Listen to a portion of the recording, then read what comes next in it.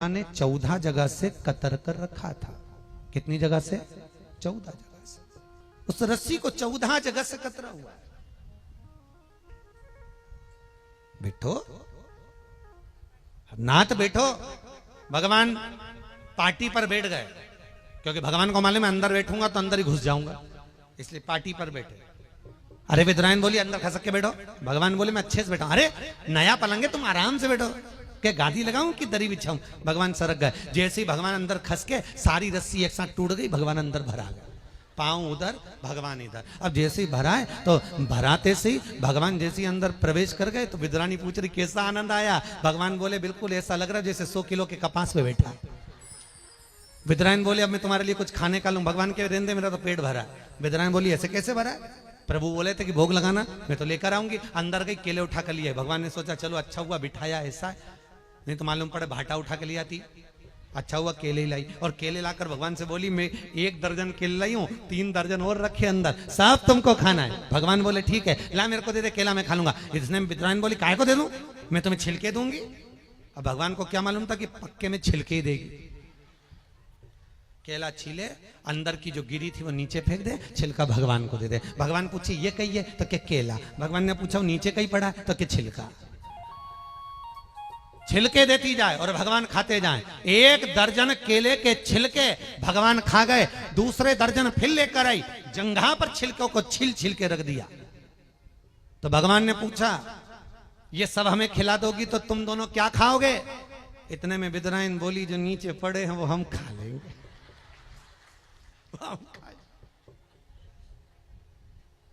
विदुर जी ने आकर जगाया, विदुरायन तुमने भगवान को छिलके खिला दिए, भगवान को छिलके। विदुरायन अब केले दे रही है तो भगवान नहीं पा रहे। छिलके में जो स्वाद होता है वो स्वाद गिरी में नहीं आ सकता है। क्यों? क्योंकि वो प्रसाद है, प्रसाद। भंडारे की कद्दू की सब्जी, अन्नकूट की राम भाजी तुम घर में 50 बार बना लेना तो भी स्वाद नहीं आएगा, पर जो भगवान के सामने लग गया उसमें स्वाद बढ़ गया। भगवान पाया, पाया जो भगवान को लगा है, जो भगवान ने पाया वो सुख का देने वाला। शिव कथा कह रही है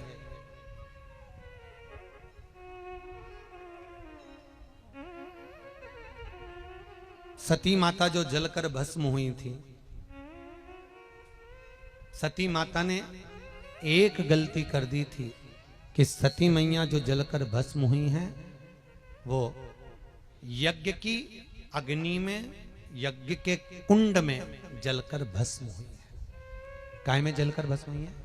यज्ञ के कुंड। अपनी जिंदगी में एक बात उतार कर रखो, कहीं धार्मिक आयोजन हो रहा हो, कहीं यज्ञ अनुष्ठान हो रहा हो, कहीं सत्कर्म हो रहा हो, कहीं भजन कीर्तन हो रहा हो, तो प्रयास करना अपने द्वारा किसी धार्मिक कार्य में कोई अर्चन उत्पन्न ना हो।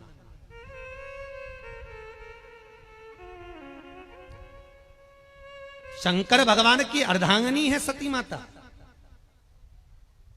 पर सती माता जब अपने प्राणों को त्यागी गुस्से में लाल होकर तो क्रोध की अग्नि में उस यज्ञ कुंड में कूद गई। यज्ञ के कुंड में सती माता कूदी है। और सती माता जब यज्ञ के कुंड में कूदी तो भगवान शंकर को सबसे ज्यादा क्रोध आया। अरे सती तो मेरी अर्धांगिनी होकर यज्ञ के कुंड में तू कूदी है? सती तूने ये गलती कर दी है, ये गलती तूने करी है कि तुझे कम से कम इतना ध्यान रखना था कि ये यज्ञ हो रहा है, अनुष्ठान हो रहा है, हवन हो रहा है, पूजन हो रहा है, सत्कर्म हो रहा है, तो इसमें तो नहीं कूदना था, पर तू इसमें कूदी है। इसलिए सती तुझे अगला जन्म कोयल का लेना पड़ेगा। काय का जन्म लेना पड़ेगा?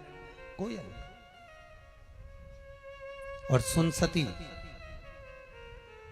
जब कोयल का तू जन्म लेगी और कोयल का जन्म लेने पर जब 2 आषाढ़ पड़ेंगे और कोकिला अधिक मास जब आएगा, तब तू इस योनि से छूटेगी, तब तेरा अगला जन्म पार्वती का होगा। तब तेरा अगला जन्म पार्वती का होगा। और आप सब जानते हो, अभी 1 अधिक मास पहले कोकिला अधिक मास था, 2 आषाढ़ पड़े थे। सती माता का जो जन्म हुआ वो कोयल का हुआ, और कोयल के जन्म के बाद में सती माता का जो जन्म हुआ वो फिर पार्वती का हुआ। पार्वती, और ये माता पार्वती की जो माता है मैनावती, मैना, धन्या और कला, ये पितरों की 3 बेटियां हैं। पितृलोक में जो पितर निवास करते हैं उनकी 3 बेटियां मैना, धन्या और कला। एक बार सनत कुमार बैठकर भगवान के भजन में लगे हुए थे, सनकादि ऋषि भगवत भजन कर रहे थे, तो ये मैना, धन्या और कला, ये तीनों की तीनों निकल कर चली। बहुत ध्यान दो साहब कथा का। शिव महापुराण के एक एक शब्द का स्मरण करोगे तो जीवन में आनंद की अनुभूति हो जाएगी। पहले मैना निकल कर गई, फिर धन्या निकल कर गई, फिर कला निकल कर गई। अब मैना, धन्या और कला, इन तीनों के जो लहंगे थे, पहले माता जो पहनती थी लहंगा, इनका जो लहंगा होता था वो 36 कली का और बहुत भारी। वो लहंगे की जो चोट थी वो सनत कुमार को लग गई, और सनत कुमार को जैसे ही लहंगे की चोट लगी, सनत कुमार उठ के खड़े हो गए। खड़े होकर कहा, अरियो मैना, धन्या और कला, तुम पितरों की 3 बेटियां हो और तुमने संत का अपमान करा है। हम तुम्हें श्राप देते हैं कि तुम पितर लोक को छोड़कर मृत्यु लोक में जन्म लोगे। तीनों की तीनों चरणों में पड़ गई, हमें हमारे पितृलोक से मत भेजो। हमें पितृलोक नहीं छोड़ना, हम पितृलोक से जाना नहीं चाहते, हमें पितृलोक में रहने दो। मना किया, बहुत विनती करी, बहुत निवेदन करा, तब जाकर संतों ने कहा कि तुम्हारे लहंगे के द्वारा हमको चोट लगी है, इसलिए तुम्हें भोगना तो पड़ेगा। अपनी एक बात का स्मरण करो, जब कथा सुनने के लिए बैठो, या तो आगे जगह संभालना हो तो पहले आओ, या फिर प्रयास ये करना कि जब अगर आगे जाकर कहीं बैठ रहे हो, भरी सभा में, सत्संग में, संकीर्तन में, भजन में, कीर्तन में आप आगे जाकर अगर बैठ रहे हो तो प्रयास करना कि अपने पांव से, अपने वस्त्र से, अपने द्वारा किसी को कष्ट ना हो, किसी को कष्ट ना हो। क्यों? ना जाने किस वैश्य में नारायण मिल जाए। कितना सुंदर कहा है, हजारों हजार तीर्थ, हजारों हजार तीर्थ, लाखों तीर्थ और हजारों हजार तीर्थ भारत की इस भूमि पर है कि नहीं? हजारों हजार नदियां, लाखों नदियां इस भारत की भूमि पर बह रही हैं। ना जाने कितने कुंड, ना जाने कितने सरोवर, कितनी नदियां, कितने तालाब इस भारत की भूमि पर हैं।